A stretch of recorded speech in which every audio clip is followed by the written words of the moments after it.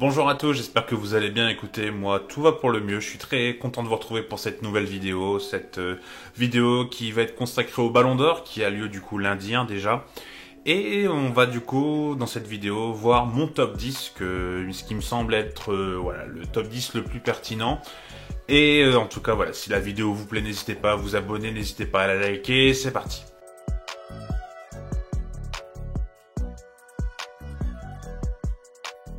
Alors comme tout classement, forcément il y a un peu une part de subjectivité et c'est surtout mon avis, donc c'est pas une vérité générale. Donc si vous n'êtes pas d'accord sur certains classements, c'est complètement normal, vous en avez le droit. J'avoue que j'ai beaucoup réfléchi.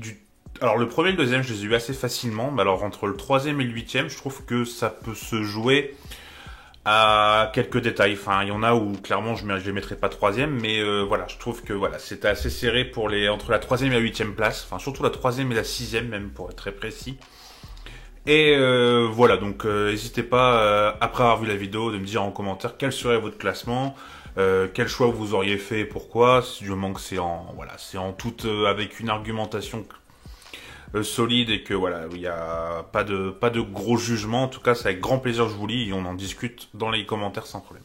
Avant de rentrer dans le top 10, forcément, il y a eu des noms qui ne rentreront pas dedans, auxquels j'ai pensé et auxquels, voilà, je voudrais leur faire une mention honorable car ils ont fait une bonne saison. Peut-être pas assez bonne pour être dans le top 10, même si honnêtement, je pense qu'il y a certains joueurs, des 4 que je vais vous dire, je pense qu'ils auraient eu du mal à faire mieux, mais voilà, je les mets pas dans mon top 10. Donc en premier lieu, je pense à Christopher Nkunku qui a été élu meilleur joueur de la Bundesliga, qui a rayonné au Rasenball pour la Leipzig. Voilà, pour moi, il mérite pas d'être dans le top 10. Je pense que voilà, dans le top 15, il y a pas de souci, mais dans le top 10, ça aurait quand même été assez fort. Donc c'est pourquoi je l'ai pas mis. On peut penser également donc à Raphaël Léao qui lui a été élu meilleur joueur de Serie A. Donc voilà, je pense que pareil, peut-être que pour certains, il mérite le top 10 pour ce titre. Vu que le Milan voilà, n'a pas eu de parcours européen très flamboyant, c'est difficile de le mettre. Et les deux autres, je pense que eux, il y a peut-être un petit peu plus débat, enfin surtout un. Hugminson, moi je le mets pas. Je pense qu'il a fait une super saison en première ligue. Je crois qu'il finit comme meilleur buteur cette année de mémoire. Mais voilà, je trouve qu'il y avait des noms qui méritaient d'être au-dessus, en fait, tout simplement. C'est le but d'un classement.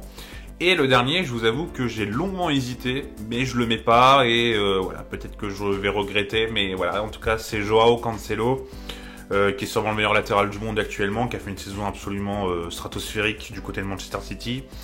Mais voilà, j'ai décidé de pas le mettre. Ça s'est vraiment pas joué à grand-chose. Mais voilà, je trouvais que, en tout cas, je voulais vous le dire parce que effectivement, j'y ai vraiment pensé. Mais comme je vous ai dit, un classement, c'est jamais évident à faire. Et voilà, il est pas dans mon top 10, tout simplement.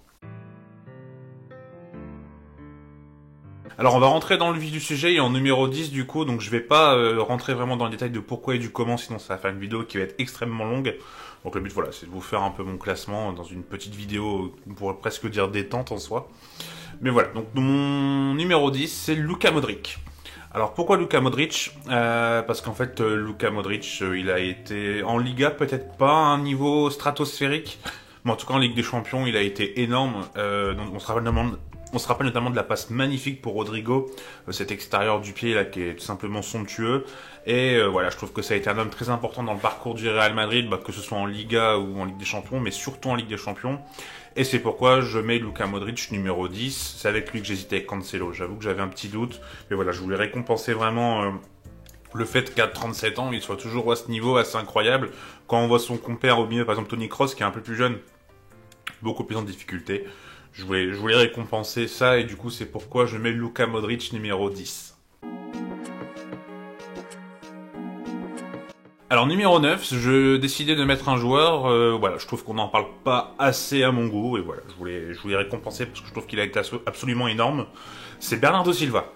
Alors Bernardo Silva, je le mets parce qu'en fait, on parle beaucoup à juste titre, de Kevin De Bruyne, mais honnêtement, si ce Manchester City il est aussi brillant, c'est en grande partie grâce à Bernardo Silva. Je le trouve d'une intelligence rare, honnêtement, sur un terrain, il est toujours dans les bons coups, il est toujours, il a toujours le, voilà, il a toujours le, comment dire, il a toujours le geste juste, voilà, excusez-moi. Et voilà, c'est pourquoi je voulais récompenser Bernardo Silva pour son intelligence, voilà, pour son esprit d'équipe surtout, parce que c'est vraiment un joueur d'équipe par excellence.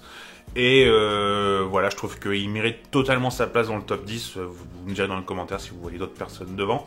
Mais en tout cas, moi je trouve que Bernardo Silva a sa place totalement, et pour ce qu'il fait et pour le footballeur qu'il est, en tout cas, je trouve que c'est mérité de le mettre numéro 9.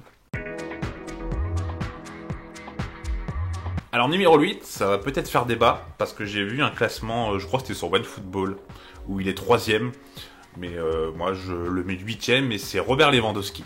Alors Robert Lewandowski, bah déjà en fait, il n'est pas meilleur joueur de son championnat. C'est Christopher Nkunku, comme je l'ai dit en préambule.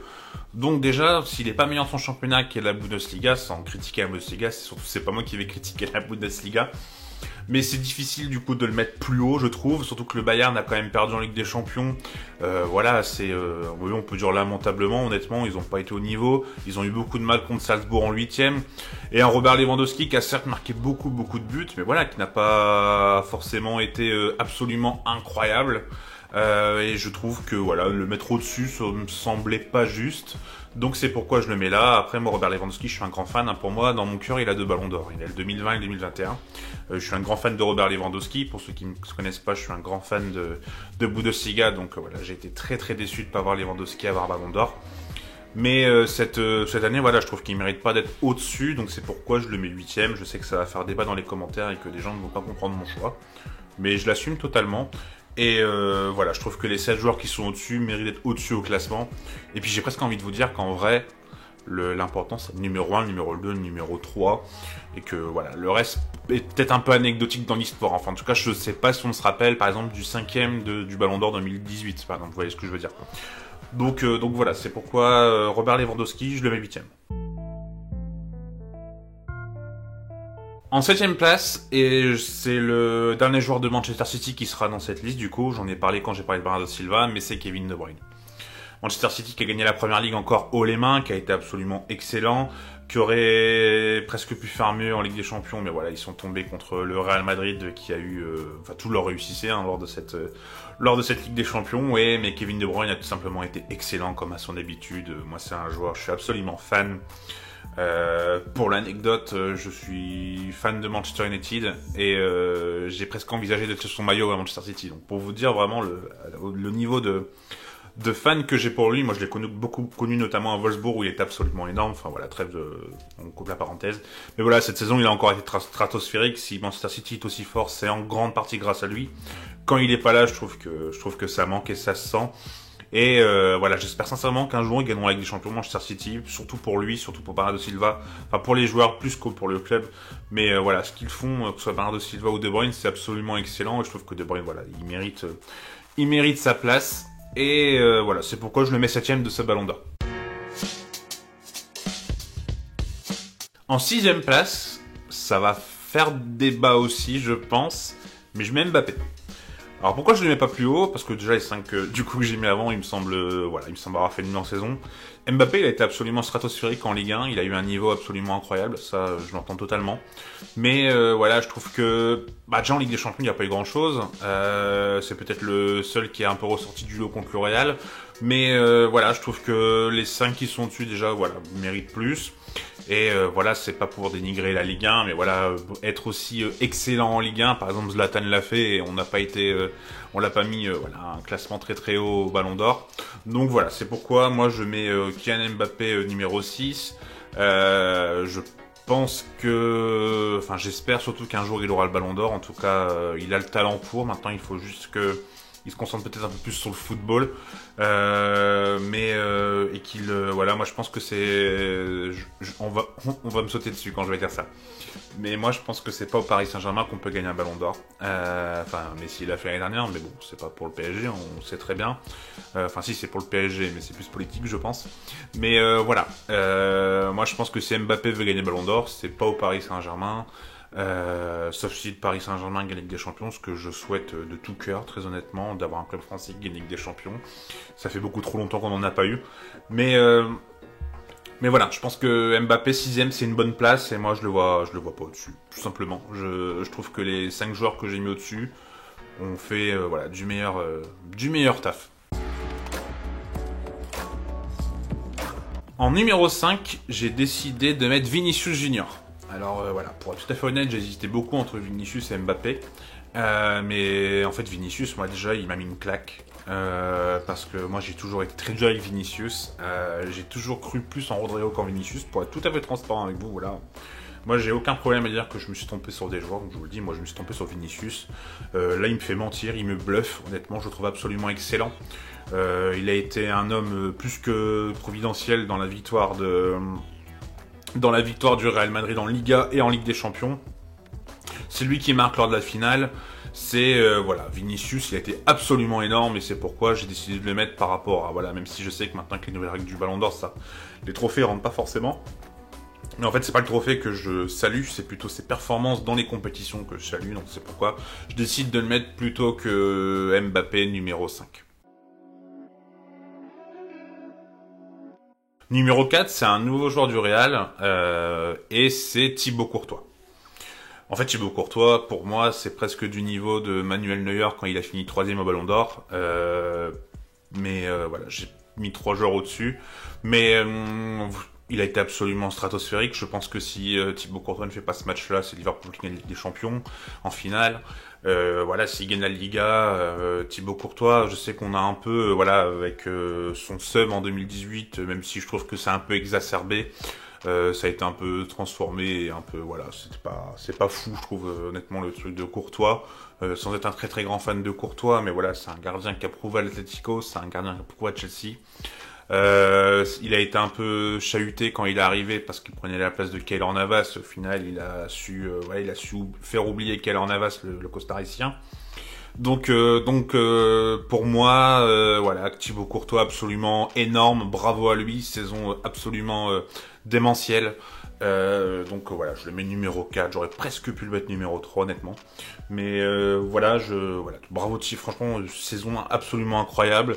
Voilà, franchement, j'ai rien à dire d'autre, il a été vraiment monstrueux. On va rentrer dans le podium. Si la vidéo te plaît, surtout, n'hésite pas à la liker, hein, n'oublie pas, n'hésite pas à t'abonner, ça aide beaucoup pour le référencement. Voilà, en tout cas, n'oublie pas de le faire si c'est pas fait. À la 3ème place, j'ai décidé de mettre Mohamed Salah. Alors Mohamed Salah, il a été monstrueux avec Liverpool, tout simplement. Il était beaucoup mieux que ce qu'on voit là actuellement, on va pas se mentir. Mais Mohamed Salah, il a fait une saison complètement folle. Malheureusement, il finit 2ème de Ligue des Champions et 2ème de... Je vais trouver les mots, hein, vous inquiétez pas. 2ème de... One eternity later. La CAN est également 2ème de Première Ligue, donc voilà, c'est vraiment pas son année, le pauvre. Mais voilà, dans les trois compétitions, il a tout simplement été très très fort. Peut-être un peu décevant en finale Ligue des Champions, mais voilà, moi j'ai trouvé absolument monstrueux.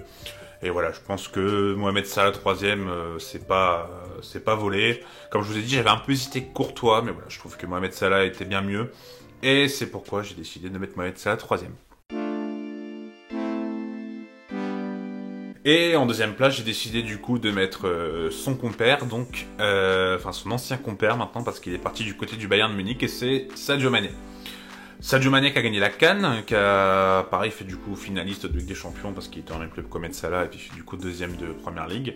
En fait, niveau stats, c'est peut-être moins ronronnant que Mohamed Salah, mais en fait, je trouve que, bon, déjà, il était absolument excellent, et dans tous les cas, je l'aurais mis au-dessus de Salah.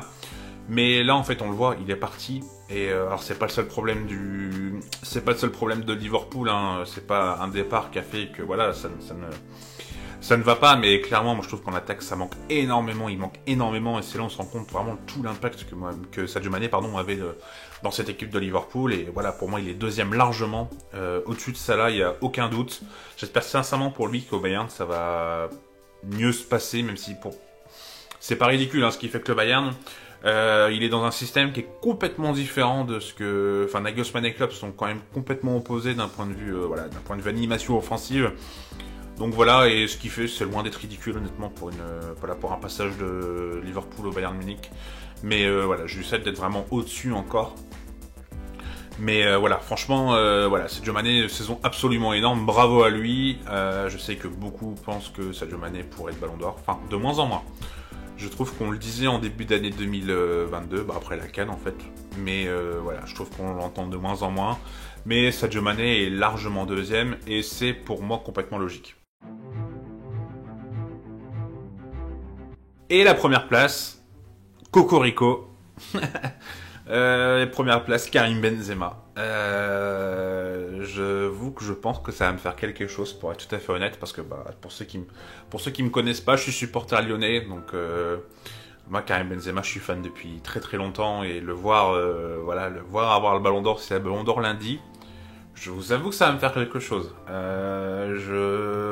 Ça va être un moment assez particulier émotionnellement.